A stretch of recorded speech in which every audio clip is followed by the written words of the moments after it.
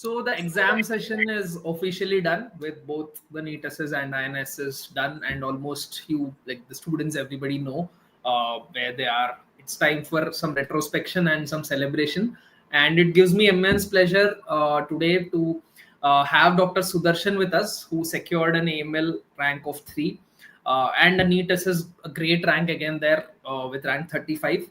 Obviously wanted to give the INISS well, and then wanted to have a chat. So I think now you can relax, you can celebrate.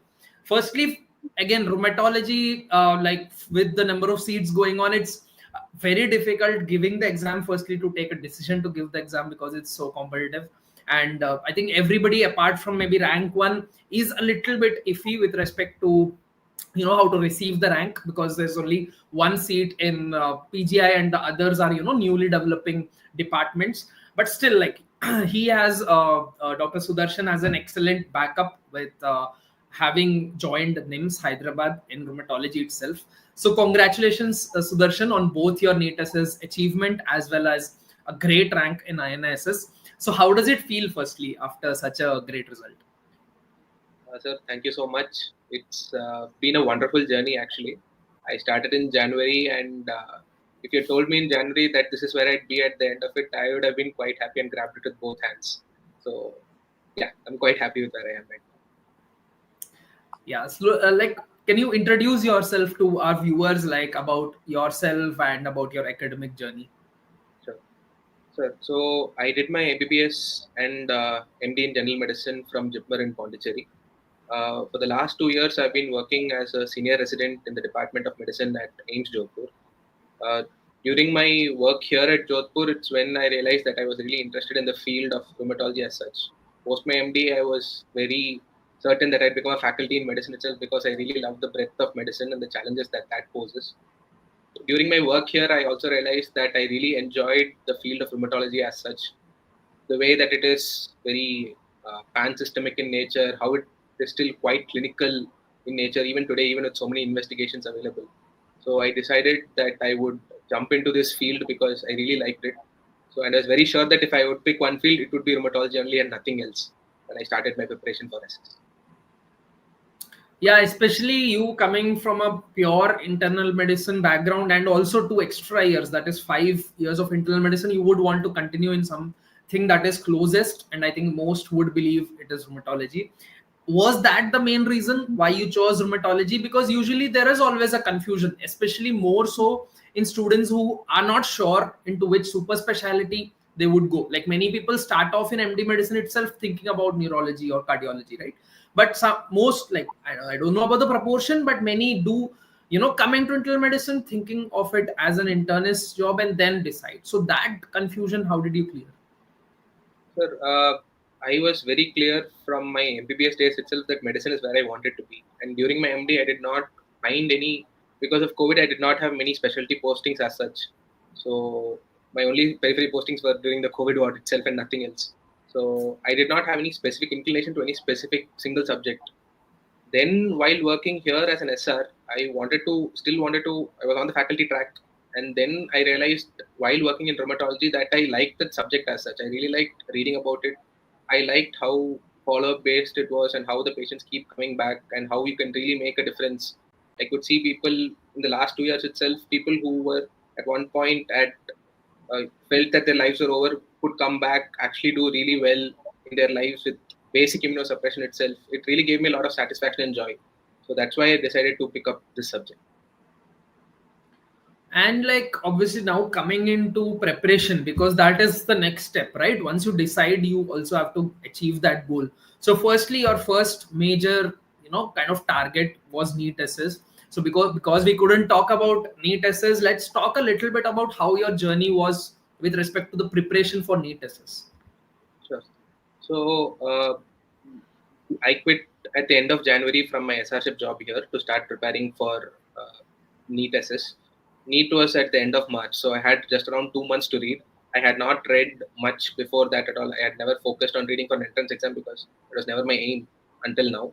So I used doc tutorials. It was my single primary source platform to prepare for NEET SS as well as for INI. So For NEET SS, I used the QRP modules, the Quick Revision Program modules, and that is all I watched. That was my only source of theory reading. There was nothing else because it's not possible to read Harrison's in 2 months, and I did not have any large amount of structured notes as such.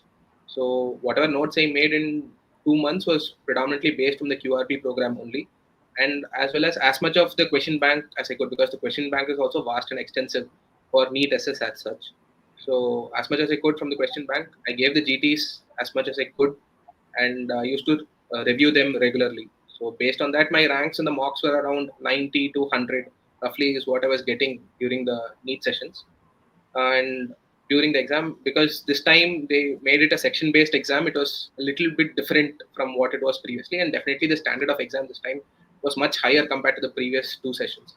Even when we see the recalls and saw the paper, during the paper itself, I could figure out that the cutoffs are going to drop massively during this session. So it was quite important to keep calm and give the exam with a clear mind, because if it was tough for me, I'm sure it would have been tough for anybody, especially people who are just out of their course, also because I've been 5 years in the field now. So I gave it calmly, gave my best, and that turned out well with the rank of 35. Great. And especially with your interest and your continued pursuit of excelling in internal medicine itself, I think that would have helped you a lot. And I think this is one thing that we always say, especially for those who are just coming out of medicine residency, or who are pursuing their residencies junior plus senior very, nicely. These QRP plus your QBank, this much gives you a lot of boost, because that kind of encapsulates a lot of it. You don't need to go through the entirety of all the modules, etc. Next, coming on to INISS. So it was kind of comfortable, and kind of it was appropriate in the sense that there was that 2 month gap where you could focus on your specialty, because obviously the main chunk is your general medicine part, which takes a lot of time. That was covered through your NEET SS prep, and then there was 2 months gap. So how did you go about planning those 2 months of preparation? So actually, the thing was that it was initially supposed to be held at the end of April itself. So Yeah. even during those 2 months of NEET SS, I spent around 2.5 weeks reading Kelly itself, because I would only have 3 weeks to give the INI exam as such. So I had around 2 weeks then, and I had planned for another 3 weeks between NEET as well as INI, but it turned out that it got postponed by another month. So once that had happened, I had already finished quite a significant chunk of Kelly's, the CTD chapters, and the treatment chapters of this, as well as most of the guidelines at least once. So now, since I had another 4 weeks, I could spend some more time reading Hawkberg as well, because I just wanted to, because there's only one PGI seat, so I really wanted to try for that. So I wanted to give my best shot. So during those 3 weeks, the extra weeks that I got, I tried to supplement as much as I could from Hawkberg as well to my notes from Kelly. I had done the question bank around 2 to 3 times. The INI question bank is much smaller, only around 1,000 questions. So I had done it around 2 to 3 times. And there were 3 GTs between NEET as well as INI. So for the INI exam, so that also I gave. My rank was always around 2, 3, 2, 3, was fluctuating in that range. So I ended up with 3. Yeah, like INI is always a gamble, right? Especially in Romat, it's like any someday, like we've had students who are getting 4 5, and then in the exam they would get 2. So that also has happened. So it's and somebody might not have given the exam, and eventually might have gotten 1. So anything can happen, right? And INI, it's always like that. And also with respect to this time's paper, like you did great by choosing to read Hogberg, because this time questions did come from Hogberg. It's usually not the case, but I think this time, again, just like NEET SS, the INISS, especially Rumat, I'm not sure about the other subjects, but Rumat, definitely the level went up, as is evident in the cutoffs and the number of people who qualified. It was definitely a tough exam, and with questions from Hogberg. So how did you find this year's paper, especially how the pattern is kind of moving towards, and also retrospectively, did your prep align with the paper that came?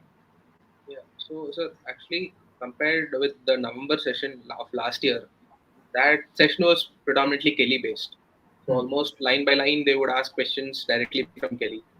This session, they have gone a step up and asked from Hawkberg, and even beyond Hawkberg, from case reports, case series, etc. So definitely the exam is becoming harder. Uh, so the amount that one has to read is also increasing quite a bit. after seeing all the 6 review papers that you have already, the papers of the last 6 sessions, that the videos that are there on the app, I felt that this was easily the hardest paper in the last at least 3-4 sessions. Mainly because you could not, even if you had worked in the field, unless you had read those specific lines from Hochberg as such, it was going to be difficult to answer this paper. So this paper was Hochberg plus guidelines. You had to read not only the summary of the guidelines, you had to read in between the text of the guidelines, because that's where they were asking questions from. So definitely the paper has become harder. I was very glad that I ended up reading Hochberg. I got those 3 extra weeks to read Hochberg, because without that, I don't think I would be here. Kelly was definitely not sufficient for this paper. The preparation has to become different going forward. And also, apart from all of this, they're even using those tricks or confusing lines, all of this also, apart from the content that they're testing. Like, they're not only testing the knowledge, but also they're using these MCQ solving tricks, or not a trick, but kind of a trap, if I could call that. So it's becoming harder, except I felt that the high topics have stayed more or less consistent, like myositis antibodies, myositis malignancy. But this time, yeah, they've gone a bit beyond, asked about trials, asked about specific, they've even asked about inclusion criteria or exclusion criteria, I think they've asked. So they have definitely stepped it up. I think for future aspirants, I think what you can do is do at least your Kellys and Hogbergs. Case reports, case studies, that there is no end to it, nor are they asking from specific Nature reviews or annals of rheumatic disease. It's not very major reviews also, they're asking from random case reports. So I think those things you ignore. And now I think, till even 2 sessions back, I would not even have said read Kelly's line by line, but now it is time. I think certain chapters, not the entire thing, obviously. The time has come that Kelly's, and if possible Hogberg also, you will have to read line by line the major chapters. Then yeah, so next, obviously the next step is the interview. So how did you go through that phase? So for the interview, there was again about 4 to 5 days to prepare for the interview, specifically once the results had come out of the first session. There again, your advice was actually quite helpful on the session that we had for the people who had qualified. The doctoral session was again very, very helpful. Questions from there also had repeated during the Viva as well. It was a panel discussion again from PGI. It was very objective session, 10 questions purely based on rheumatology. And they were all very standard questions, but again, some favorite topics that the examiners like. So it was again helpful that I had attended the group session from Dr. Tutorials, because similar questions had turned up in the main exam as well, which was far easier compared to the theory paper. So Yeah, I think it was just a second interview that PGA conducted. So I wasn't expecting, but I think every, like, at least there were like 3 or 4 out of 10 which were approximately repeat questions or topics. So that was surprising. So, like, encapsulating your journey, your takeaways, obviously from a successful journey, what would you guide your juniors with? Like, what would you suggest in medicine, their residency or later? So during medicine residency, my advice would be to do the medicine residency well, because DM actually it's a very personal decision, and if you want to do the DM, it is something that it's a subject that you'll have to stick with for the rest of your life. So it is very important to pick a branch that you're happy with, and I personally feel that you should not get a good rank and then struggle to decide between branches. So it's best that you decide the branch first and then go ahead with it. In INI, that is not a problem, because you have to pick the branch before you give the exam. For NEET as such, I feel that if you do your residency well, the QRP and QBank is more than enough to crack the exam. I did not see a single main video also, even though I had access to them, and it was more than enough to do very well on the exam, because they test just the basics, just the practical aspects of what we do on a day-to-day basis. For INI, it's definitely a step above. It is important to read the specialty textbooks as well as the guidelines, because that is what, for rheumatology at least, that is what they are focusing on. So once your background is strong, if you know that your medicine is strong, you do not spend too much time on medicine as such for those 30 questions, because in INI the medicine questions are fairly standard and easy. Anybody who has done a good residency will get anywhere between 20 to 25 questions correctly in medicine. it is important to get out of the 50 specialty questions at least around 45, at least one should target to get. And for that, it is very important to read the specialty textbooks and guidelines. There is no other way. Harrison is definitely not enough for an INI exam. It will take, for the at least the important chunks of rheumatology, it will take around 2 months to read it twice out of Kelly. Well encapsulated. So yeah, definitely I think it's guidelines also, I forgot to mention, they've been asking from specific, line by line they're asking. It's almost like, they're choosing those words and picking up like we used to read in our 11th and 12th, right? It's almost gone to that level. So that is also very important apart from the other things. So obviously the center stage of the success is you, but there will be a support system around you. So who would you like to thank? So a lot of people actually. First of all, it's my parents who gave me the confidence to actually sit down and read after 2 years of doing SRship. They said, okay, if I could quit and then sit and read. So having that support, family backup is very important. Obviously, my brother and my sister-in-law also, who also encouraged me to do this. Then a couple of 3-4 of my friends, Dr. Akshat, Dr. Shashwati, Dr. Nagashri, who were with me throughout this journey, who are also preparing for this exam themselves. So it was really, really helpful to have them also with me while preparing. Then all my teachers, my faculty, especially at Jipur, as well as in AIMS Jodhpur, who also encouraged me to take this step forward. It was not very easy to take the step of leaving medicine and getting into rheumatology.